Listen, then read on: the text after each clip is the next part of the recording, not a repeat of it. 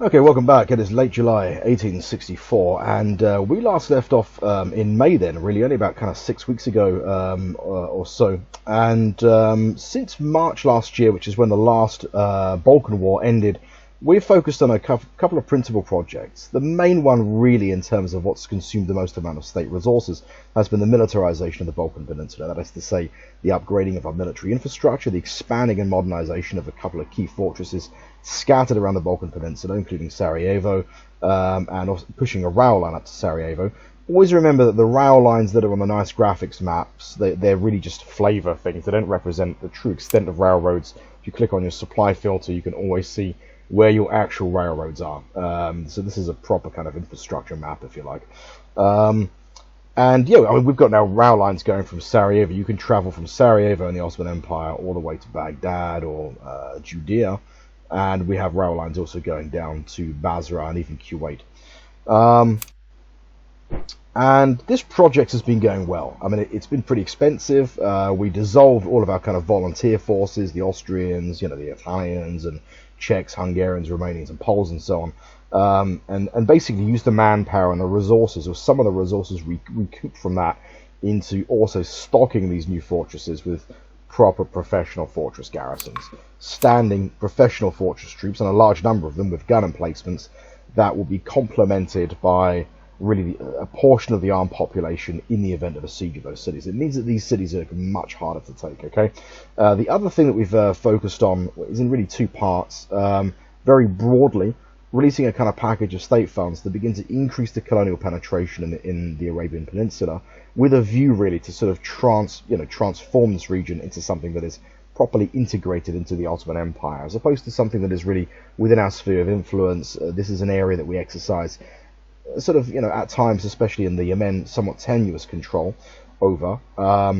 And we've been doing that fairly successfully, and I'm pleased to report that only, I think about a fortnight ago, we actually reached the colonial penetration necessary, the threshold in Kuwait to finally push Kuwait over into colonial status. That's going to take a bit of time. It's going to take 8 turns. In fact, we've just played it, that card. So that's going to take a bit of time, but that was quite difficult because the British had put a lot of work into really kind of atrophying our position. Even though the British could never really do anything unless they went to war with us, they nevertheless decided to kind of play a few colonial cards, play a few hands, and it was problematic for us. Partly also because the Ottoman Empire has slightly limited means. We don't have quite the same breadth of colonial options that more developed and sort of more sophisticated powers like Britain and France have. Of course, we're industrializing at a really dramatic rate, but that doesn't sort of result in an instant sort of transformation of the complete character of Ottoman society. The British and the French have really well established banking systems and a whole kind of elaborate slew of sort of state instruments and things like this, and also private instrumentation, private financial instruments that they can use to achieve colonial penetration. We have more traditional means, but it is paying off. And we're also driving up the colonial penetration in the Gulf states, and we could be very close very soon to getting Qatar at the threshold necessary within another 6% colonial penetration to move this region over into full colonial status. In addition to moving to formal colonial status with Kuwait, we've begun to develop the gems field, and we're laying railroads. So instead of having a trickle of gems from a trading station with locals, this area will now be properly integrated into the Ottoman Empire, and we're directly now taking control of those resources and exploiting them on a kind of more systematic, rational, if you like, kind of capitalist basis. In terms of the Yemen, the Yemen is now for the most part pacified. It really has happened. We just engaged them in an action at Gadir, that really the last remnants of the Yemeni forces, the last Yemeni rebellion anyway. These forces have fallen back. I don't think they've fallen into Oman. They've probably fallen back into a kind of terra incognita in the Arabian Peninsula. Even in the event of this force returning, which is now a very reduced force, and its return were, for argument's sake, accompanied by a significant colonial revolt, this wouldn't pose any kind of problem to us now. We have fairly significant forces scattered throughout the kind of province, really, and we're using that really to kind of well, for one, to actually begin to develop the commercial infrastructure that we'd really given up on doing some years ago. We're continuously building trading stations, sending merchants, building missions, and they were becoming destroyed by revolts. And this happened many, many times before we really just frankly gave up on doing that and focused really instead on First of all, ensuring that we can actually maintain a force in the region, which is to say, to organise depots and supplies and a small harbour or an anchorage in Aden itself, and to have that, of course, serviced by a merchant fleet in the Indian Ocean, which we have. And it's paid off. I mean, especially since the end of the war with the Austrians, we really have kind of put a significant surge and a huge amount of effort into this region. In addition to developing our kind of commercial apparatus, our presence on the ground, using soft power, we're also, with these forces, they're not just sitting there. We're using a lot of hard power. We're conducting military expeditions against the local population, and probably quite grisly stuff, I'd imagine, in real life. But that's the kind of brass tacks of sort of, colonial kind of powers, I suppose, the sort of the business that they were in the 19th century. And it's paying off, and we're looking at a gradually reduced revolt risk and significantly increased colonial penetration of the Yemen. There's actually a pretty good chance that the Yemen could be integrated into the Ottoman Empire as a formal colony before the Hejaz. Both of these regions at the moment, of course, are currently protectorates. The Hejaz also, we are gradually, it's a larger region. It's a much more pacified region, but we are gradually driving up the colonial penetration across this kind of stretch of territory. Now, you're probably wondering, why am I sort of providing this report in late July and not doing it in sort of September or October, as I had resolved to do in the last video? That is because there has been a significant development, and that development is the Austrian Empire has declared war on us. And I mean, it was just in the last video that I was kind of pondering the fact that really the war with Austria was no longer on the cards. We had this kind of golden opportunity, this window where Austria was at war with multiple significant other kind of sort of actors, the Russian Empire in the east, the British Empire, probably the two most significant powers of the era, and that this would be our opportunity to intervene. But then they were guaranteed by Prussia, which is to say that Prussia was not prepared to countenance anyone, principally us or maybe Piedmont, Sardinia also. They would not countenance us exploiting this situation to kind of do any damage to Austria. They would not have Austria beaten to their knees.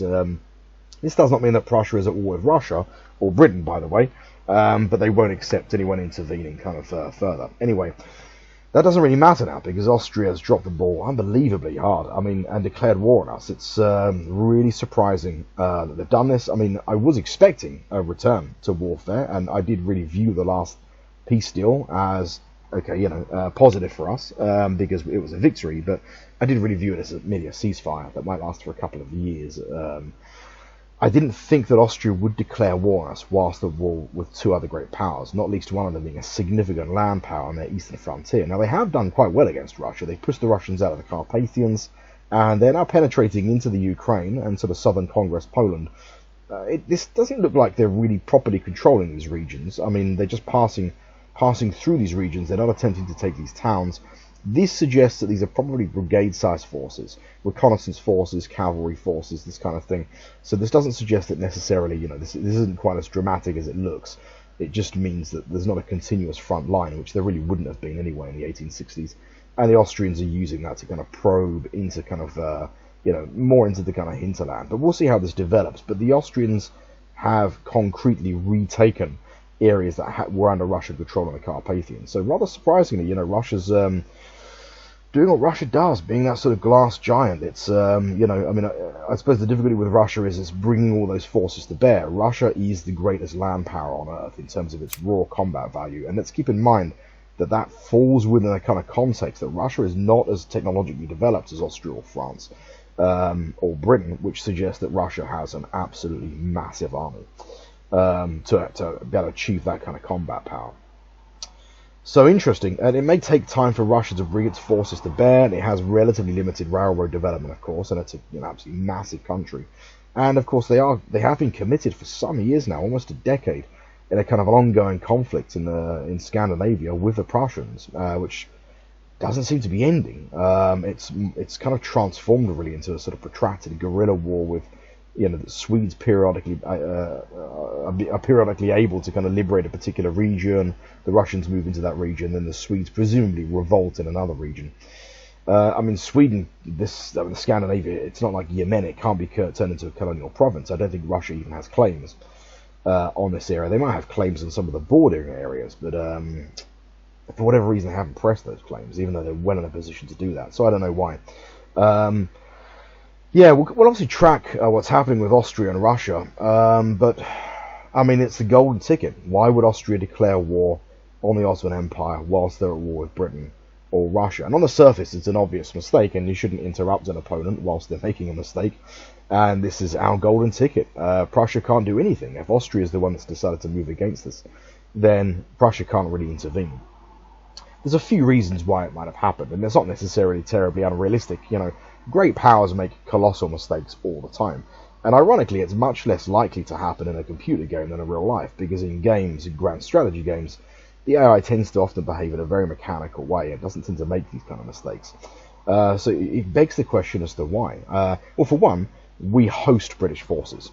We have provided the British with access rights since the first war, the Crimean War, with Russia, which I think kicked off in '53. And that means that the British are in a position to conduct attacks against Austria from our territory. And obviously Austria does not like that, and they calculate the only way that they can really fight these British forces is to be able to pursue them into Ottoman territory.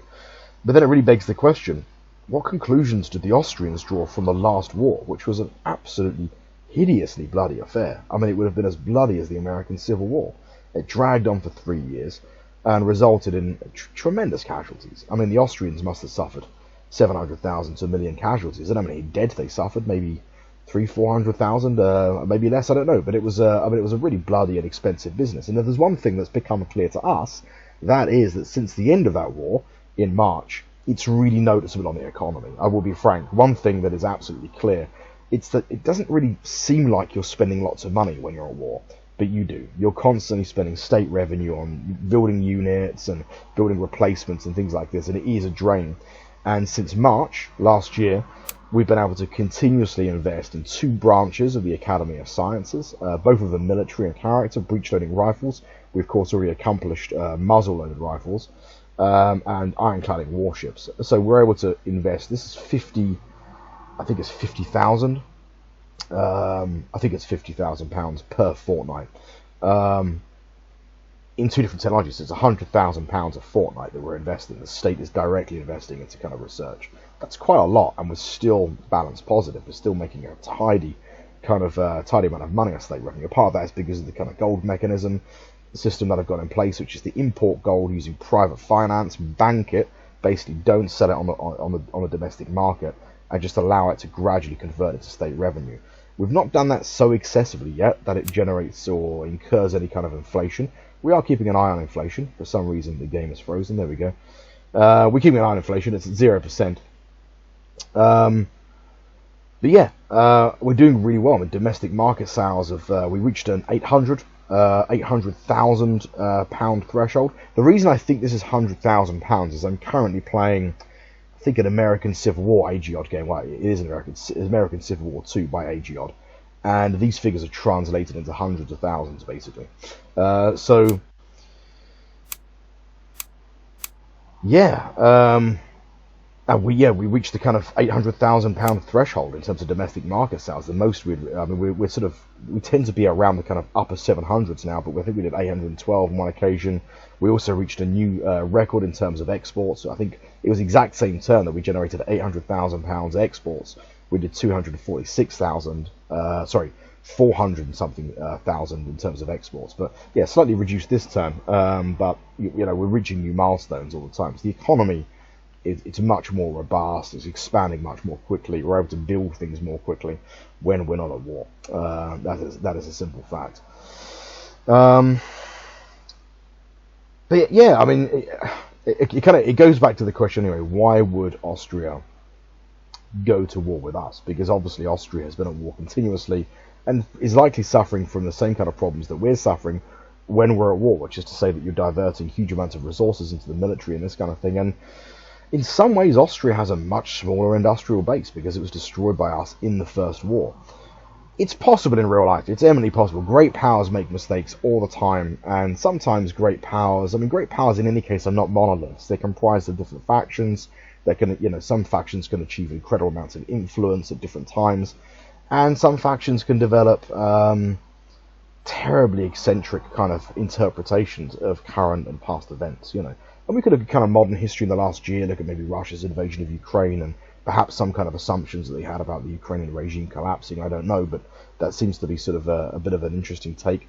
You can also look at in terms of history as well. I mean, great powers don't always act in a kind of clear or calculated way. If you look at the Ottoman Empire's intervention in the First World War, this was not actually the policy of the Ottoman government. It wasn't an intended policy of the Ottoman government to intervene in the war. The CUP, the Committee for Union and Progress, which despite its rather fluffy name was a kind of military cabal, a clique really, which basically ran the empire in its last decade of existence, didn't have a clear policy of intervening on any side. It was being discussed. But Enver Pasha, the leader really of the German faction in the CUP, and quite an influential sort of figure and a bit of a political operator, sort of engineered the Ottoman Empire's intervention in that war.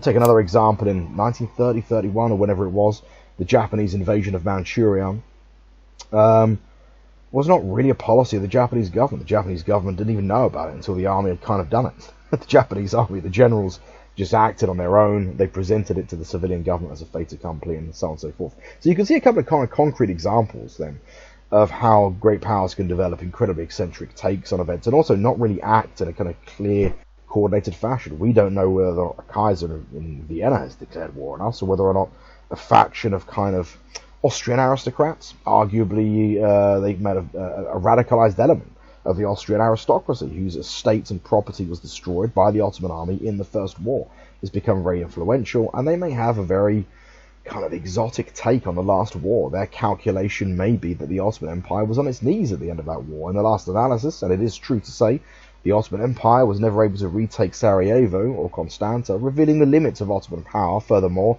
Omar Pasha was killed in the last months of that war at Kavala, the demon, if you like, that bewitched the Austrians, the very commander that led an Ottoman army into Vienna in, 56, 57? And if Austrian casualties had been, say, 700,000, their calculation must have been that Ottoman casualties would have probably been far higher, because the technology of the Ottoman Empire is poorer, and I suppose also they would have had basic assumptions about some kind of ethnic exchange rate, it being the 1860s and all, that an Austrian soldiers are just better than Ottoman soldiers and this kind of thing. And you can quite see from that then that the conclusion they're drawing is, well, the Russian war's kind of already over. Russia's a piece of cake. They've been thrown out the Carpathians. The British need to be pursued into the Ottoman Empire, and we need to finish the deal with the Ottoman Empire.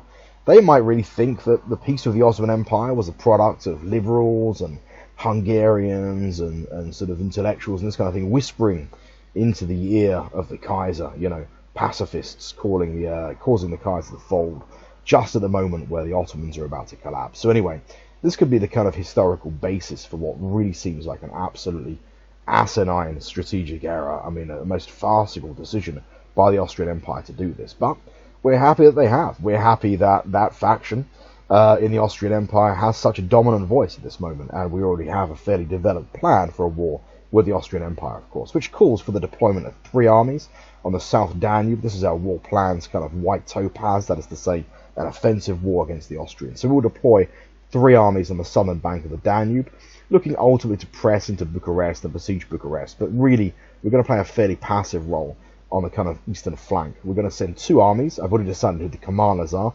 One will be commanded by Mehmed Ali Pasha, the other by Hussein Avni Pasha, and we're going to send 2 armies to lift what is going to be an inevitable siege on Sarajevo. And even if Sarajevo falls, I don't think it will. We've managed to just get 2 divisions into Sarajevo, 2 fortress divisions. That force will be joined by a fairly significant kind of garrison once the city is besieged. So the hope is Sarajevo is well placed to hold out for some time. And we'll be sending 2 armies, that's about 170,000 men or so, to lift that siege. The plan then is going to be to conduct an offensive using the 3 commands in the east into Bucharest and try and generate as much pressure here as possible. And that will kind of function as a vacuum to draw in Austrian forces into sort of Transylvania, with the view, I suppose, the Austrians will be looking to counter that position or at least bolster up the defensive position. And then from Sarajevo, we'll conduct a thunder run through central Hungary, and we'll look to move as fast as we can to Vienna. Now, the reason that we're picking those particular commanders is, first of all, Mehmed Ali Pasha is probably our best commander. He's currently in the arsenal at Adrianople. So at Adrianople, we have an army reserve pool of really about 3 or 2 armies and a kind of staff command. This force needs to be kind of organised. Mehmed Ali is actually in Adrianople, so we need to organise a force around him of about 80,000 men. So it'll be 3 corps, one of them be a guard corps, 2 regular infantry corps, maybe 1 or 2 cavalry divisions, and some artillery support, and of course, a variety of service asset units and such. Hussein Avni is in the east, on the eastern frontier, commanding the only force that we have there. Now, this force will be brought into the European theatre, so we will eventually have a 6th force in the European theatre, and of course we have railroads. Hussein Avni is going to be detached from this command and sent independently towards Adrianople. He can be in Adrianople in like 4 or 5 days probably, if that. And he'll be given command of a force. Now, he is a fast mover and a sound commander with a kind of proven track record. So him, Mehmed Ali, they'll have a command each. They'll be sent on to Sarajevo. Hussein Avni's command then will be gradually moved in pieces. We can move it on rails, which is much, much faster than marching it to the European theatre, of course, but we can't move like 100,000 men all at once. We have to requisition locomotives and such, and we could probably move an army corps 2 at a time. So it'll take a bit of time, maybe 6 weeks or so, but it's still significantly less time than marching these forces. Furthermore, when they arrive in the European theatre, they're in relatively good shape. If we march them all the way from Eastern Anatolia, they would suffer heavy attrition losses on the march, as I suppose men leave the ranks, and they will arrive in the European theatre in probably quite a poor state, in a bad state of organisation and such, after such a long march. So we'll move them on rails. And that will provide us with a 6th command eventually, which will bolster the operation in the east. So we're going to spend a bit of time organising our commands. In addition to the kind of large army reserve pool in Adrianople, we also have 2 field commands that are already assembled, which long-term we have them assembled inside fortresses. One of them is in Salonika under Ahmed Pasha, and the other is in Sofia under Riza Pasha. So these forces will be mobilised and basically sent to Plevna, or at least to secure just the southern bank of the Danube. That's pretty much our war plan. Now, I'm not going to pass turn and conduct the war as I have done, at least not for the first couple of turns, because the first couple of turns are going to be, for the most part, I think just bringing our forces, or deploying our forces, really, constructing our forces in Adrianople. And the Austrians do have forces on our borders. They're not massive forces, because, of course, they are engaged in a war with Russia, but they have enough forces around the Bosnian area to be able to intervene there, and I suspect that's what they will do. So we'll see what happens, and for in the short term, we're going to just be observers in terms of what the Austrian opening play is, and then we'll be looking to counter that. So that's pretty much it. The next report then will probably pick up next turn. So I'm going to organise these forces. Incidentally, kudos to someone that's watching the series and mentioned that you can name your commands by pressing Alt and left click, and yeah, you can name all of your forces. What's strange is when he suggested this, I went ahead and did this, and I had deja vu, which means that I think I maybe used to do this when I first played the game. I'm not sure though. That may just be me imagining it. It may be that I mean, it's the kind of thing I would have done in other ground strategy games like Hearts of Iron, where it's quite easily and intuitive to sort of to name your forces. So it may just be a kind of misplaced sort of deja vu, but it is. I mean, Pride of Nations is one of those games that if you don't play it for a year or two, you can sort of forget things like that. You can forget almost as much as you sort of remember or learn. But thanks for that anyway. And it's quite suitable that we start doing that around the 1860s, I feel.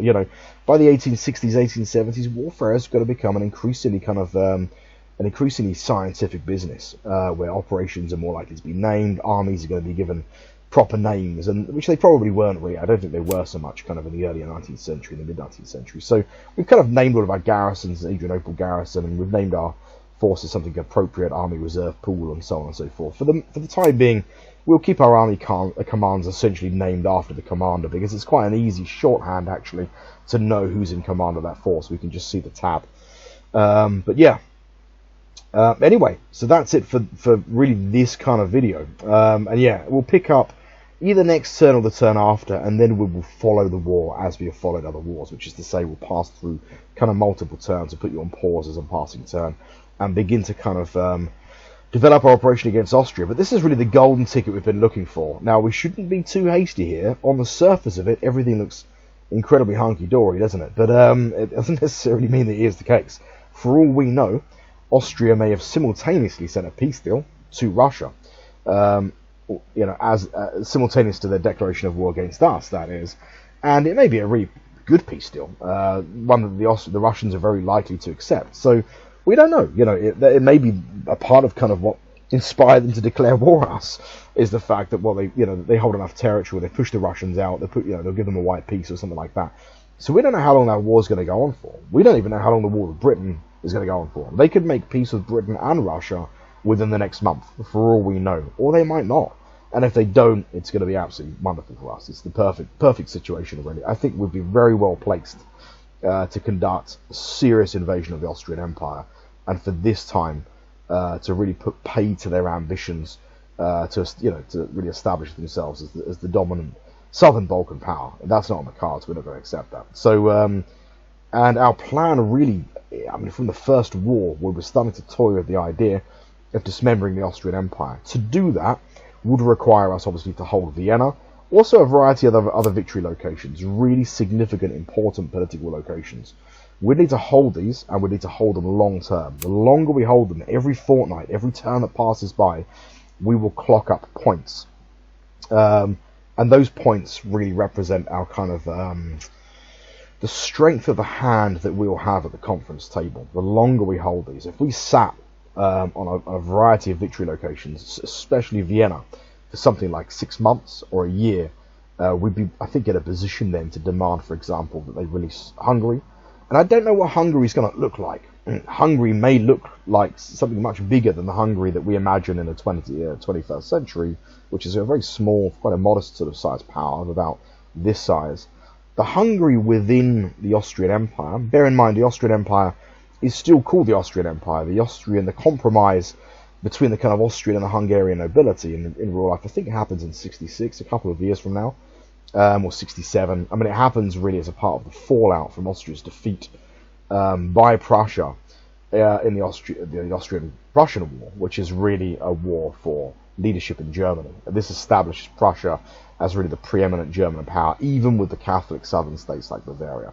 And after that, the Austrians have to really then consider that, well, they're a Balkan power. If they're going to consolidate their position in the Balkans, they have to look for a bit of a compromise. So it might even be better that we do this before the compromise. I'm not sure. But the Hungary within the Austrian Empire was significantly larger. It includes modern-day Hungary, but also much of Transylvania. It includes a huge chunk of territory which borders us. And if this territory is released as an independent power, it would have very good relations with us. It would start off with very good relations because there'd be a kind of sense of gratitude. It's not quite a puppet, but it's sort of, beyond... We could, very, very quickly get some kind of economic development going on. We could get a commercial deal with them and military access rights and this kind of thing. So we would look to turn it into a bit of a playground, really, for the Ottoman Empire. Again, a very ahistorical, but something that's doable. And we've kind of laid the groundwork for that. We fought 2 wars with the Austrians. We've done pretty well, I think, in those wars, all things considering. And this is our opportunity now to dismember the Austrian Empire, to end them as a threat to us. And I think the independence of Hungary is going to be the main thing we're going to aim for. If we can look for too many things, like also maybe Croatia, it's going to be a really long stay. We're going to be looking at sort of holding the central part of the Austrian Empire for many years. And the geopolitical situation could change very dramatically in that time, so we're going to be a little bit careful. But yeah, that's what we're going to push for. So that's it. I'll leave the video there in late July. We'll pick up either next turn or the turn after. If something dramatic happens next turn, obviously the video will be then. If not, it's just going to be a case of, as I've explained, redeploying forces, getting them positioned in the Balkan Peninsula, 3 commands on the southern Danube, 2 commands at the very least positioned around Niš, somewhere like that, in a position that they conduct operations into Bosnia to lift what is going to be, I suspect, an inevitable siege at Sarajevo. So that's it. Till the next turn of the circle, thanks for watching this video, and I'll see you in the next one.